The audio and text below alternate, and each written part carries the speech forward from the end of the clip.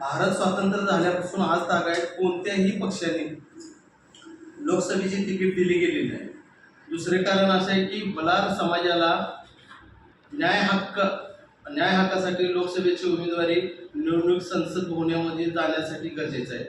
तसेच तिसरा विषय असा आहे साहेब की पार्टीच्या माध्यमातून बलार समाजाचे सर्वे पूर्ण केला, त्या सर्वेमधून बलार समाजाचे शासकीय योजनेपासून वंचित असलेले दिसून आलेली माहिती S.K. गायकवाड साहेबांनी पार्टीच्या माध्यमातून लक्षात आणून दिली।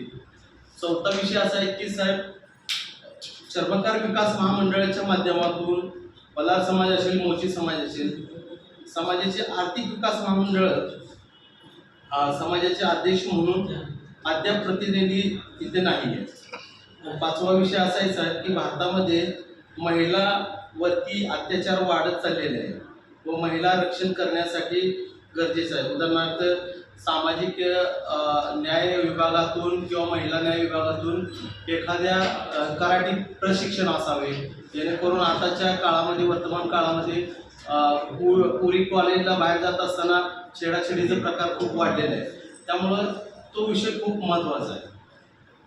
आणि पाचवा विषय असा आहे की सध्या जे मंगळवेढ्यामध्ये चार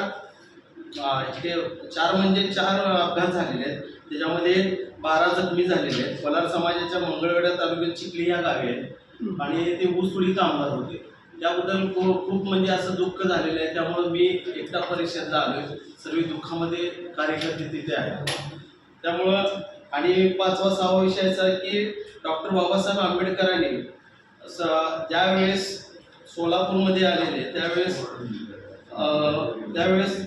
स्वतंत्र मजूर पक्षातून जीवन आयदळे त्या व्यक्तीला उमेदवारी देऊन विधानसभेची निवडणूक लढवली आणि ती जिंकून आली।